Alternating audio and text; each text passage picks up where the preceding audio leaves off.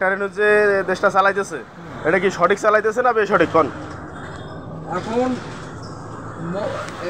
সাবেক সেনাপ্রধান, সাবেক রাষ্ট্রপ্রধান এরশাদ সাহেবের স্যারের যে বাড়ি আছে, কি বলে এটা, সেনপাড়া বাসা, রংপুরের সেনপাড়া বাসা। ওনার বাসায় যে এন্টি গ্রুপের লোকজনেরা যে স্যারের বাসায় যে ঢিল মারলো, জিএম কাদেরের বাসার যে ঢিল মারলো, জিএম কাদেরের বাসা ওটা প্রেসিডেন্ট ছিল, ওদের এরশাদের বাড়ি ছিল, জিএম কাদের ওখানে ছিল, ওই বাড়িতে আক্রমণ করছে, সেটা সমন্বয়কেরা করছে, যারা যারা যারা এটা করছে আর কি।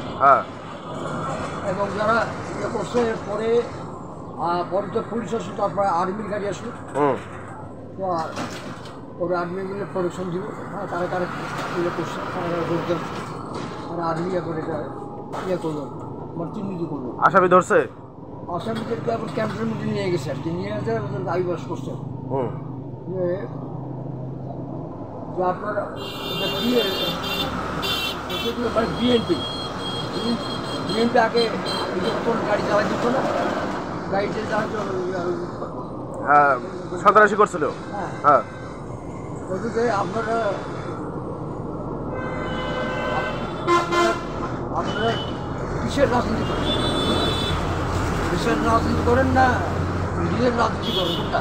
মানে সেনাবাহিনী ওই যে ছাত্রদিকে বলছিল, ক্যাম্পের মধ্যে নিয়ে যায় আর কি, ভালো করে বলছিল, বলছিল যে আপনারা কোন রাজনীতি করেন, মানুষ মারার রাজনীতি করেন না দেশের রাজনীতি করেন কোনটা? ওরা তো ওখানে আসতে গেছে। আপনারা যে এতগুলো যে ক্ষতি করতেছেন, মানুষের ঘর বাড়ি জ্বালায় যান, মানুষের গাড়ি জ্বালায় যান, মানুষের ঘরে পিটান, বাড়ি ফেলান, এগুলো তো ঠিক লাগে। এগুলো তো ঠিক লাগে, এটা ভালো ভালো হয়ে যান, ভালো হয়ে যান, কাজে লাগবে। যদি এরপরে যদি কিছু করেন আমরা কিন্তু আপনাদেরকে ছাড়বো না, কিন্তু মানে সেনাবাহিনী বলছে। এবং মানে বিএনপির বেশ কিছু ছেলেপেলেকে নিয়ে যায়, আর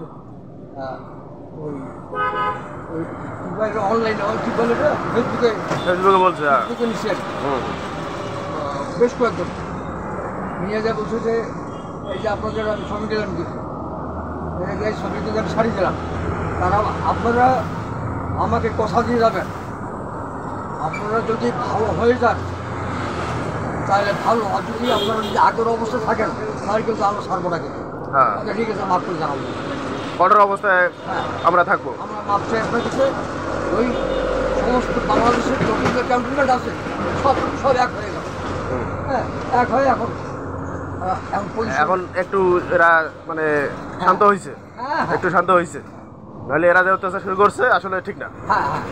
তাহলে আপনার মতে এদের এই শাস্তি মোটামুটি এদের হয়ে গেছে?